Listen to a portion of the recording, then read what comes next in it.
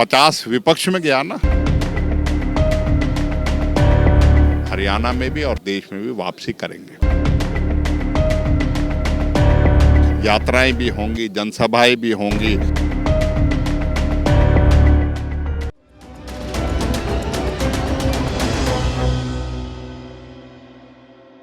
नमस्कार, स्वागत है भारत आज पर। भारत आज आपको भारत जोड़ो यात्रा दिखा रहा है और वहाँ के बड़े बड़े चेहरे आपको क्यों ना दिखाए जाए। उन्हीं में से एक है डिप्टी सीएलपी लीडर हैं आफ्ताब अहमद। किसी परिचय का मोहताज नहीं है वो, और काफ़ी कद्दावर नेताओं में गिने जाते हैं कांग्रेस के। नेताजी, क्या लगता है इतनी कड़ाके की सर्दी में आपने गर्मी कर दी है, पूरे भाजपा पूरे विपक्ष को आपने एक गर्माहट दे दी है?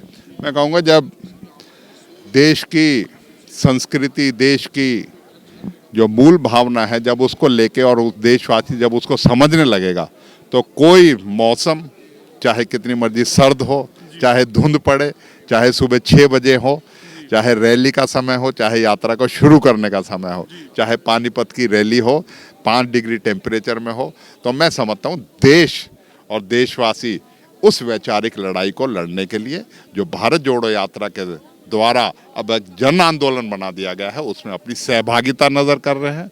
उसमें अपनी सहभागी होके अपने आप को इतिहास के साथ जोड़ के देश के स्वर्णिम भविष्य के लिए और देश में जिस तरीके का आज राजनीतिक माहौल है उससे लड़ाई लड़ने का संकल्प ले रहे हैं। मैं देश की बात नहीं करूंगा, मैं हरियाणा की बात करूं, क्योंकि हरियाणा में भी शायद आप कहते हैं कि हरियाणा भी नहीं जुड़ा हुआ है। हरियाणा जोड़ना है और 2024 के लिए जोड़ना, ताकि एकजुट होकर कांग्रेस को बढ़त मिल सके। नहीं, हरियाणा कांग्रेस पूरी तरह जुड़ी हुई है।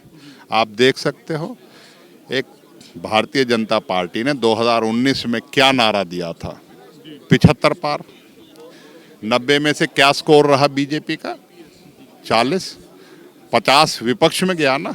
नैतिकता के आधार पे कोई राज बनाने का उनको अधिकार नहीं था, लेकिन सत्ता की लोलुपता ने उनको उन लोगों से कर दिया जिनको पानी पी पी के कोसते थे, और वो भी मिल गए जो पानी पी पी के बीजेपी को कोसते थे। आज वो सत्ता में चाशनी चाट रहे हैं। मैं कहूँगा कि हरियाणा की जनता ने पहले भी कांग्रेस को 31 विधायक दिए थे।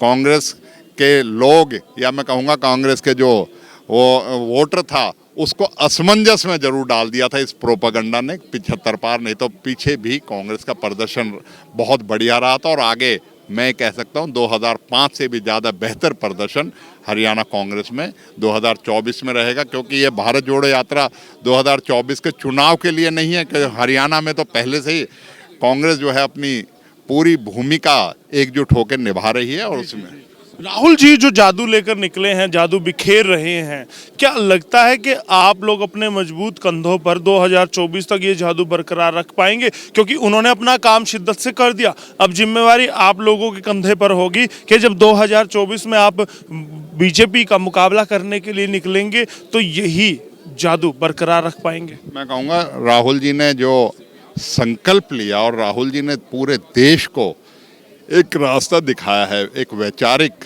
भावना जो है देश की, उसकी नब्ज़ को जो है जगाने का काम किया है। वो आगे चल के कांग्रेस एक संगठन के तौर पे, एक राजनीतिक संगठन के तौर पे निश्चित ही जो अपनी जिम्मेवारी है राजनीति में, जो 2024 में अपनी, चाहे लोकसभा की बात है चाहे विधानसभा की बात है, बहुत बेहतर प्रदर्शन करेगी। हम लोगों के साथ मिलके जनता की आवाज़, जनता की मुद्दों को उठा के और जनता की भावनाओं को उठा के अपना जो है कर्तव्य निभाएंगे, और राजनीतिक तौर पे हम हरियाणा में भी और देश में भी वापसी करेंगे। आखिरी में मुझे बस इतना बता दीजिए कि क्या राहुल गांधी जी की तरह हरियाणा में भी कोई कांग्रेस जोड़ो यात्रा निकाली जाएगी, और वो किनके द्वारा निकाली जाएगी? क्या उसकी अगुवाई आफ्ताब जी करना चाहेंगे? मैं ये कहूँगा कि भारत जोड़ो यात्रा के बाद कांग्रेस पार्टी के विभिन्न एक कार्यक्रम में अलग अलग कार्यक्रम जो बनाए जाएंगे, अलग अलग कार्यक्रम होंगे, यात्राएं भी होंगी, जनसभाएं भी होंगी, अन्य प्रोग्राम भी होंगे, जिससे जोड़ के हम जनता को उसको राजनीतिक वैकल्पिक जो है व्यवस्था दे सके, यही मकसद। बहुत बहुत धन्यवाद।